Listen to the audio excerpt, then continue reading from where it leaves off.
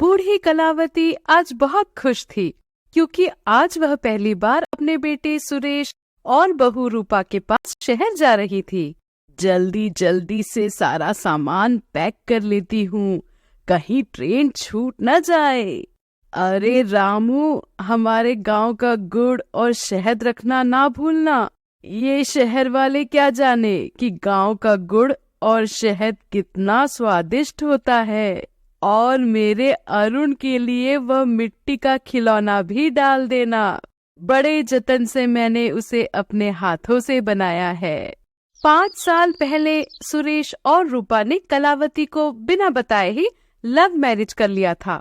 ये देख पहले तो कलावती बहुत नाराज हुई, लेकिन जब कभी सुरेश फोन पर कलावती से अपने बेटे अरुण की शरारतों के बारे में बताता तो बूढ़ी कलावती की आंखें अपने पोते अरुण को देखने के लिए ललायत हो जाती। बस किसी तरह एक बार शहर पहुंच जाऊं, फिर तो मैं इस गांव में कभी नहीं आऊंगी। वहीं पर अपने बहू बेटों के साथ ही रहूंगी और दिन भर अरुण के साथ खेला करूंगी। आखिरकार कलावती शहर पहुंच ही गई, लेकिन उसे स्टेशन में लेने कोई नहीं आया। वह अपने सिर पर भारी भरकम बैग उठाए सबसे पूछते पाछते सुरेश के घर पहुंच ही गई। रूपा उसे अचानक से देखकर चौंक गई। अरे माँ जी, आप यहाँ, वो भी बिना बताए?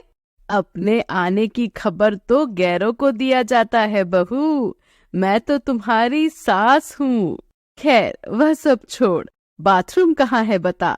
इतनी गर्मी में तो मेरी हालत बहुत खराब हो गई है, जरा सा नहा लूंगी तो राहत मिलेगी। रूपा ने सुरेश से कलावती के बारे में बहुत कुछ सुन रखा था। वह पहले ही गांव के देहाती लोगों को पसंद नहीं करती थी। वह उन्हें असभ्य और फुहर समझती थी। वह हिचकिचाते हुए कलावती से बोली, बाथरूम में जाकर क्या करेंगी माँ जी? उसमें टाइल्स और मार्बल लगे हुए हैं। अगर आप उसमें फिसल गई तो लेने के देने पड़ जाएंगे। एक काम करिए, आप ऊपर छत पर एक पुराना बाथरूम बना हुआ है, उसमें चले जाइए। भोली कलावती रूपा की मंशा को समझ न सकी और उसे आशीर्वाद देते हुए बोली, जुग जुग जियो रूपा बेटी, जुग जुग जियो। बहू हो तो तुम्हारी जैसी, जो अपनी सास का इतना ख्याल रखती है। ठीक है, मैं ऊपर ही चली जाती हूँ। थकी हारी कलावती फ्रेश होने ऊपर चली गई। तभी रूपा के बाथरूम से उसकी माँ सुषमा निकलते हुए बोली, वाह वाह वाह, दामाद जी ने तुम्हारे लिए कितना सुंदर बाथरूम बनाया है रूपा बेटी। मेरा तो दिल ही खुश हो गया। ऐसा बाथरूम मैंने तो सिर्फ टीवी में ही देखा है। आपके दामाद जी ने हाल ही में एक नया एसी भी खरीदा है माँ। आप मेरे कमरे में चलकर एसी की ठंडी ठंडी हवा का लुत्फ उठाइए। मैं अभी आपके लिए प्याज के पकौड़े बनाकर लाती हूँ। शाम हो जाती है। सुरेश भी ऑफिस से घर आ चुका होता है। अपनी माँ कलावती को देख वह खुशी से फूले नहीं समाता। अरे माँ, तुम कब आई? कम से कम मुझे खबर तो कर दिया होता, मैं स्टेशन पर आपको लेने आ जाता। मैंने रूपा बेटी को कई बार फोन मिलाया था बेटे, लेकिन उसने फोन ही नहीं उठाया। फिर मैंने तुम्हारे नौकर को फोन कर कर बताया। लगता है उसने तुम दोनों को बताया नहीं। दुनिया के सभी नौकर बड़े लापरवाह होते हैं। सुरेश का नौकर अपनी सफाई पेश करने ही वाला होता है कि तभी रूपा उसे कोने में ले जाकर धमकाते हुए बोलती है, सुन जग्गू, खबरदार, जो तूने बताया कि इस बुढ़िया के आने की खबर मुझे पहले से ही थी। मैंने उसका फोन इसलिए नहीं उठाया कि वह मेरे घर पर ना टपक पड़े। अगर तूने मुंह खोला तो मुझसे बुरा कोई नहीं होगा, समझा? तभी कलावती तबीयत खराब होने के कारण जमीन पर गिर पड़ती है। सुरेश घबराते हुए बोलता है, क्या हुआ माँ, तुम्हारी तबीयत तो ठीक है ना? सुरेश अपनी माँ के सिर पर हाथ रखता है और चीखते हुए बोलता है, ओह माय गॉड, इन्हें तो बहुत तेज बुखार है। रूपा, तुम हमारे एसी वाले रूम को खाली करो, आज माँ वही सोएंगी। डॉक्टर कहते हैं कि बुखार में एसी वाले कमरे में सोने से शरीर का टेम्परेचर कंट्रोल में रहता है। रूपा हड़बड़ाते हुए बोली, लेकिन लेकिन उसमें तो मेरी माँ सोई हुई है। आप सासू माँ को कहीं और सुला दो। क्या नॉनसेंस पना दिखा रही हो तुम? तुम्हें दिखता नहीं मेरी माँ कितनी बीमार है? पिछले 1 महीने से तुम्हारी माँ हमारे साथ ही रहकर दिन भर एसी का मजा लेती है। आप कहना क्या चाहते हैं? मेरी माँ यहाँ मजा लेने के लिए आती है? साफ साफ कहिए ना, आपको वो खटकती है। आप उन्हें यहाँ से भगाना चाहते हैं। देख रही हो माँ, अपने जिस दामाद के लिए तुम पल के बिछाया करती थी, वह आज तुम्हें भगाने की बात कर रहा है। सुरेश झुंझलाते हुए बोलता है। तुम भी बात को कहां से कहां लेकर जा रही हो? खैर छोड़ो, मैं माँ को अरुण के कमरे में सुला देता हूँ। रूपा टोकते हुए बोली। अरुण के कमरे में मत सुलाइए, उसे पढ़ने में दिक्कत होगी। जल्द ही उसका एग्जाम शुरू होने वाला है। इधर भी नहीं सुलाऊं, उधर भी नहीं सुलाऊं, तो आखिर सुलाऊं कहाँ? कौन सा हमारे पास महल है जहाँ सैकड़ों कमरा हो? रूपा बाहर चबूतरे की ओर इशारा करती हुई बोली। आप माँ जी को बाहर चबूतरे पर सुला दीजिए, वह वहाँ पर आराम से सोएंगी। वैसे भी देहाती है ना। मेरा मतलब है, गांव के लोगों को प्राकृतिक हवा में सोना ज्यादा पसंद होता है।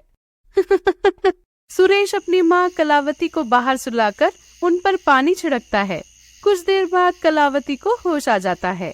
यह देख सुरेश चैन की सांस लेता है। अब तो तुम ठीक हो ना माँ? कुछ हुआ तो नहीं ना? हाँ बेटा, मैं ठीक हूँ। ट्रेन की भयंकर भीड़ भाड़ में सफर कर कर आई। उसके बाद फ्रेश होने के लिए तुम्हारे छत पर बने बाथरूम में नहाने चली गई। वहाँ टंकी का पानी इतना गर्म था कि पूछो मत। मुझे लगा कि मैं जल ही जाऊंगी। फिर उसके बाद नीचे आ गई। इसी तरह बार बार ठंडा गरम माहौल में रहने के कारण शायद मुझे भयंकर बुखार हो गया था। सुरेश आश्चर्य से बोला। तुम छत पर नहाने क्यों चली गई माँ? नीचे बाथरूम था तो? रूपा बेटी ने कहा कि नीचे टाइल्स और मार्बल वाला बाथरूम है, मैं फिसलकर गिर सकती हूँ, इसलिए उसने मुझे ऊपर भेजा। लेकिन उसकी माँ तो रोज उसी बाथरूम में नहाती है, उन्हें तो कुछ नहीं होता। खैर कोई बात नहीं, मैं अभी पंखा ला देता हूँ, आप यहाँ पर आराम से सोइए। मुझे ऑफिस में अच्छा काम करने के लिए एक नया पंखा गिफ्ट में मिला है। सुरेश रूपा से वह नया पंखा मांगता है। रूपा आश्चर्यचकित होकर बोलती है, पंखा? कैसा पंखा? अच्छा, वो पंखा जो आपको ऑफिस से मिला था। वह तो मैंने अपने पिताजी को दे दिया। आजकल गर्मियों में वह छत पर सोते हैं ना, तो पंखा लगता ही है, वहाँ का हवा दुगना हो जाता है। सुरेश खिजलाते हुए बोलता है। तुम तो जानती हो बाहर कितने मच्छर होते हैं, क्या माँ बाहर बिना पंखे के ही सोएगी? ऐसा आपको किसने कह दिया? मैं अभी आपकी माँ के लिए एक पंखे का बंदोबस्त करती हूँ। रूपा अपनी बूढ़ी सास के लिए एक खराब पंखा जिसमें से बहुत तेज आवाज आती थी, उसे सुरेश को देते हुए बोली, यह लीजिए पंखा, अब तो आप खुश हैं ना?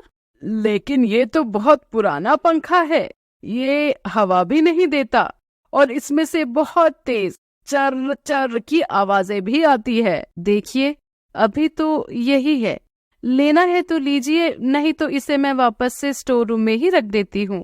सुरेश वह पंखा लेकर बाहर कलावती के पास लगा देता है।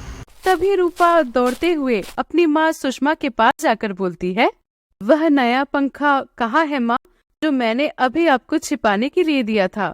जल्दी से उसे दीजिए, मैं कहीं और छुपा देती हूँ। कहीं आपके दामाद की नजर उस पर पड़ गई तो अच्छा नहीं होगा। रूपा वह नया पंखा लेकर रसोई में छुपा देती है। दूसरी ओर कलावती बाहर मच्छरों के काटने से परेशान होकर बार बार उठ जाती है।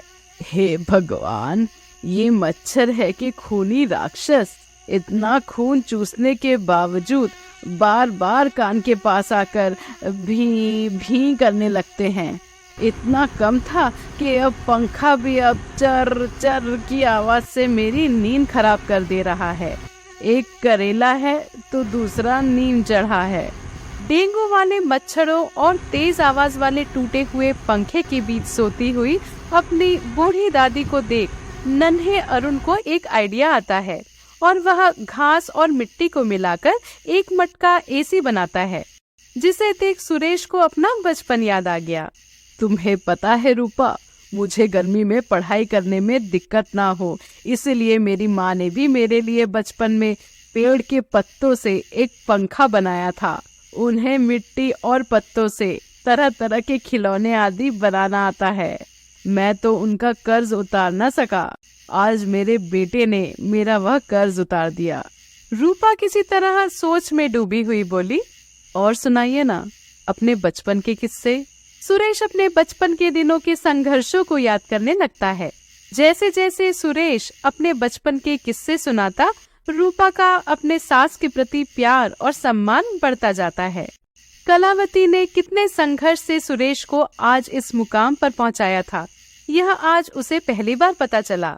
उसे अपनी गलती का एहसास होता है और वह अपनी बूढ़ी सास कलावती के लिए वह एसी कमरा खाली कर देती है और उस दिन के बाद से वह हंसी खुशी कलावती के साथ रहने लगती है।